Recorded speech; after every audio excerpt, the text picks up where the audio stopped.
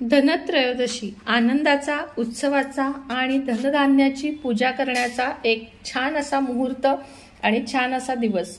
आज सुरुवात करूया धनत्रयोदशीच्या पूजेनं। या ठिकाणी मी नैवेद्य हे बघा छोटीशी सजावट करून मध्ये एक पंती लावलेली आहे। तुम्हाला पूर्ण पूजा मी दाखवते।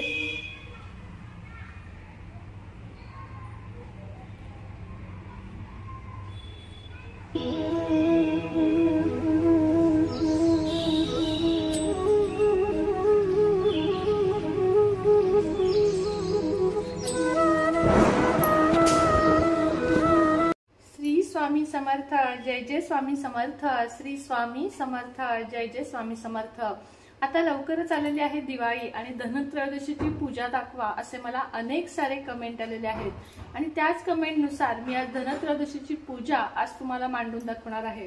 खरा अर्थ मी तुम्हाला सांगते धनत्रयोदशीचा की धनत्रयोदशीला फक्त धन्वंतरी माता आणि आयुर्वेदिक ज्या गोष्टी असतात जसे की ओवा असेल, मेथी दाणे असतील, दालचिनी असेल, काळे मिरे असतील, ओवा असेल, ज्येष्ठ मध असेल, या दोनच वस्तूंची पूजा करण्याचं खरं महत्त्व आहे। मी तुम्हाला पुन्हा एकदा सांगते, धने, गुळ, धन्वंतरीची मूर्ती किंवा त्याच्याऐवजी सुपारी आणि हे ज्या तुम्हाला आयुर्वेदिक गोष्टी सांगितल्या त्या। पण सध्या कसं आहे त्याच्याबरोबर धनाची पण पूजा केली जाते।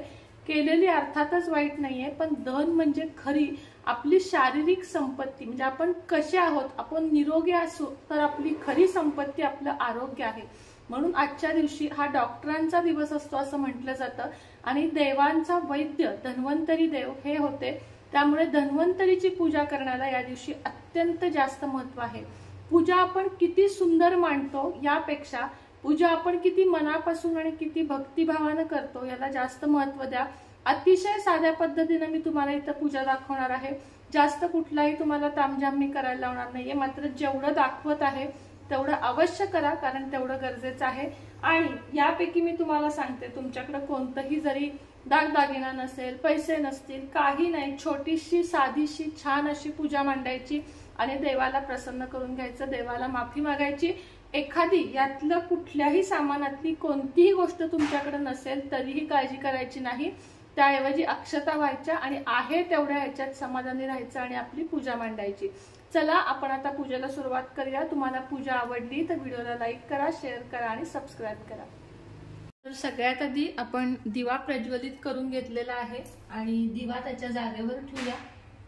त्यानंतर दिव्याला हळदी कुंकू वाहून घ्यायचं आहे आणि एक फूल वाहून घ्यायचं आहे।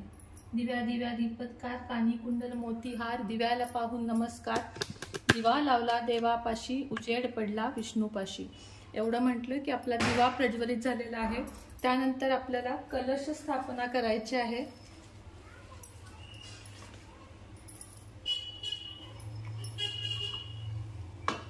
कलश स्थापना करताना आपल्याला सगळ्यात आधी इथे एक तांदळाची रास मांडायची आहे।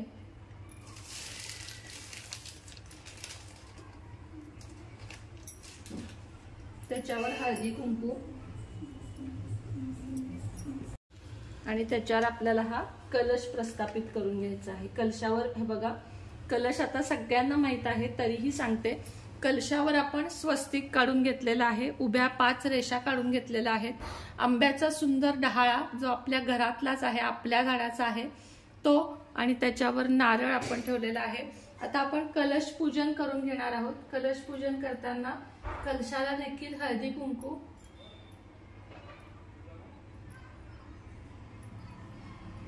अक्षता आणि फूल वाहून घ्यायचं आहे। हे झालं कलश पूजन। आता कलशासाठी सुद्धा एक दिवा लावा, म्हणजे एक दिवा अजून लावा, जेणेकरून आपल्या दिवाळी आहे दिव्यांची कमतरता नाही भासली पाहिजे। आणि सगळ्यात शेवटी आपण पणत्या लावायच्या आहेत। या दिव्याला पण मी छोटंसं आसन देते आणि याच्या पुढे कुबेर दिवा मी लावून घेते, कारण कुबेर दिव्याचं या दिवशी खूप महत्त्व आहे। हा कुबेर दिवा आहे जो आपल्या पूजेला परिपूर्ण करतो। तुमच्याकडे नसेल तुम्ही आणा, आणि नसेल आणायचा तरी काही हरकत नाहीये, साधा दिवा लावलात तरी चालेल। आता आपल्याला पूजा करायची आहे गणपतीची। बघा, दिव्याची झाली, कलशाची झाली, आता आपल्याला गणपतीची पूजा करायची आहे। या ठिकाणी मी गणपतीला आसन देत आहे। गणपतीची पूजा करून घेऊया। गणपतीला स्नान घालून घ्यायचं। वक्रतुंड महाकाय सूर्यकोटी समप्रभ निर्विघ्नं कुरु मे देव सर्व कार्येषु सर्वदा। आणि हळदी कुंकू, ओलं कुंकू, हळद, अक्षता आणि चंदन असं वाहून घ्यायचं। त्यानंतर गणपतीला फूल वाहून घ्यायचं आहे आणि गणपतीला आपल्याला गुळ खोबऱ्याचा नैवेद्य दाखवायचा आहे। नैवेद्यम समर्पयामी। त्यानंतर आपल्याला आता लक्ष्मीची स्थापना करून घ्यायची आहे। लक्ष्मीसाठी सुद्धा खाली थोड्याशा अक्षता आणि त्यावर आपली लक्ष्मी माता स्थापित करून घ्यायची आहे। लक्ष्मी मातेला कुंकू लावून घ्यायचं आहे, ओलं कुंकू।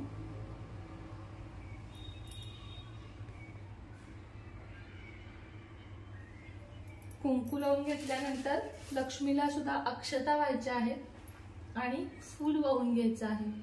अत्तर लावायचं आहे लक्ष्मीला आणि सुवासिक फूल, आता माझ्याकडे आता चाफ्याचं आहे म्हणून मी चाफ्याचं लावून घेतलं आहे। त्यानंतर लक्ष्मीचा भाऊ शंख, याचं देखील या पूजेत महत्व आहे। शंख मांडून घ्यायचा, शंखाला सुद्धा ओलं कुंकू लावायचं आणि एक फूल वाहून घ्यायचं, शंखामध्ये पाणी भरायचं। हे झालं की आपल्याला घंटी पूजन करायचं आहे। घंटीला सुद्धा आता माझे कसं सकाळी पूजा झाल्यामुळे मी यांना स्नान घालून घेत नाहीये, कारण ऑलरेडी सगळं झालेलं आहे। घंटीला सुद्धा कुंकू लावून घ्यायचं आहे, हळद लावून घ्यायची आहे आणि त्यानंतर फूल वाहून घ्यायचं आहे।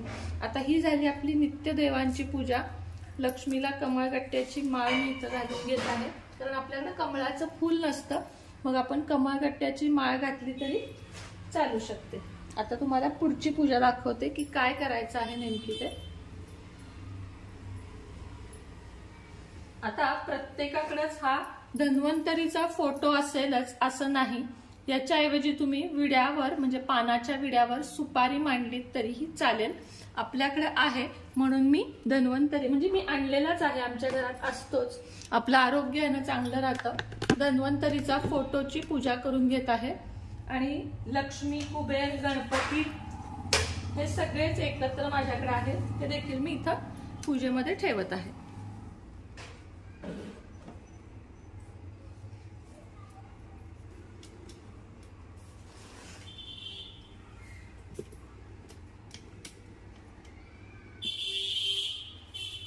हे झालं की आपल्याला लक्ष्मीला कुंकू लावून घ्यायचं आहे।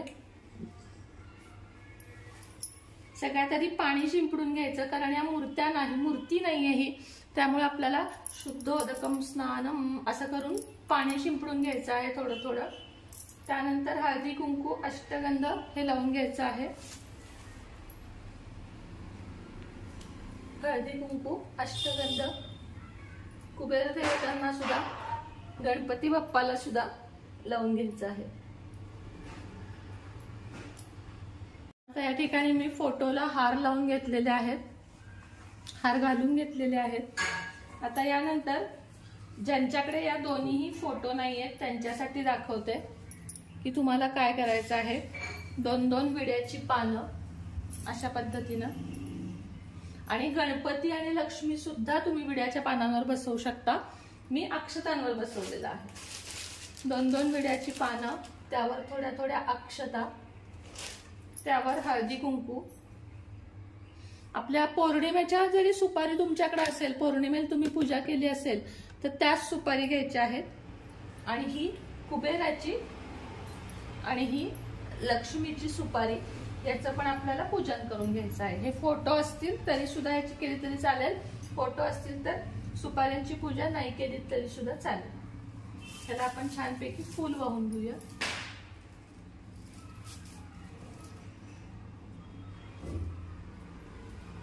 आता काय राहिलं, आता सगळ्यात मेन राहिलं ते आपलं हे जे 5 बोळकी ज्याला म्हणतो आपण, ह्याला बोळकी म्हणतो, या 5 बोळक्यांमध्ये धान्य भरायचं आणि या पूजेमध्ये ठेवायचं। त्याला खूप महत्व आहे, त्यासाठी याच्या 5 राशी 1 2 3 4 5 अशा 5 राशी मांडायच्या आणि त्यामध्ये धान्य भरून घ्यायचं।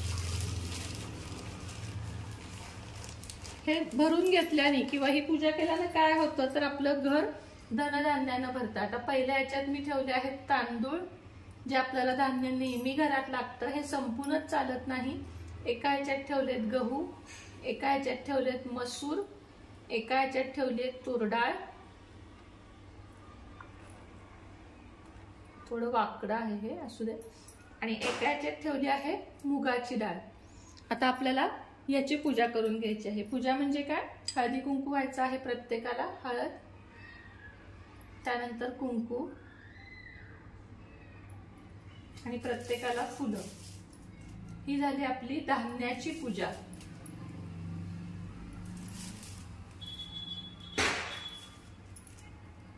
व्हिडिओ थोडासा मोठा होईल पण माहितीपूर्ण व्हिडिओ आहे, नीट बघा, समजून घ्या। आता त्यानंतर मी काय घेतलेलं आहे तुम्हाला सांगते। या वाटीमध्ये मेथी दाणे, लवंग, दालचिनी, मिरे आणि ओवा आणि हे बेलपत्र आणि हे आहे माझ्याकडे ज्येष्ठमध। याची सुद्धा आपल्याला पूजा करून घ्यायची आहे, कारण हे आपण अजूनही बघा तुम्ही, आपल्याला सर्दी होऊ दे, खोकला होऊ दे, आपण आधी काय करतो, आपण आधी काढा करतो। ह्याच्यात तुळसपत्र पण ठेवायचं आहे तुम्हाला।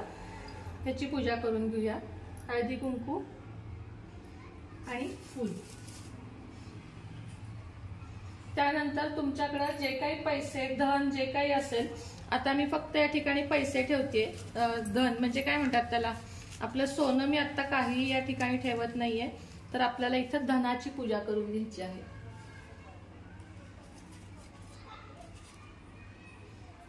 हळदी कुंकू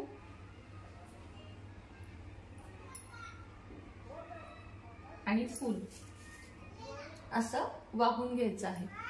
आता ही आपली झाली संपूर्ण पूजा। तुम्ही इथं पणत्या पण लावू शकता। मी अजून पणत्या भिजवून घेतल्या नाहीयेत त्याच्यामध्ये, म्हणजे मला आणायच्या आहेत आणि त्या भिजवून मग मी लावणार आहे। तर अशा पद्धतीनं सुंदर अशी पूजा आपल्याला करायची आहे। लक्षात घ्या, आता यातलं बऱ्याच जणांकडे काय नसेल तर ताई आमच्याकडे धन्वंतरीचा म्हणजे हा फोटो नाहीये, नसू दे, याच्याऐवजी आपण इथं सुपारी मांडलेली आहे। हा फोटो नाहीये, नसू दे, इथं आपण लक्ष्मीची मूर्ती आणि सुपारी ठेवलेली आहे। सगळंच मांडण्याची गरज नाहीये, असेल तर अवश्य मांडा, नसेल तर नाही मांडलं तरी चालेल। कलश आपल्या डाव्या हाताला, तेलाचा दिवा आपल्या डाव्या हाताला असा मांडायचा आहे आणि या पद्धतीनं पूजा मांडायची आहे। हे 5 सुगड म्हणजे बोळकी जरी तुमच्याकडे नसतील, ज्यात मी धान्य ठेवलं आहे, तर तुम्ही वाट्यांमध्ये सुद्धा धान्य ठेवू शकता किंवा त्या धान्यांच्या राशी सुद्धा करू शकता। असं काही नाहीये की हे सगळं साहित्य पाहिजेच आहे। आता सगळ्यात महत्वाचं राहिलं ते धने आणि गूळ, ते आपण एका वाटीत घ्यायचे आहेत, ज्याची आज पूजा केली जाते। मी तुम्हाला धने आणि साखरेचा पण एक उपाय दिलेला आहे।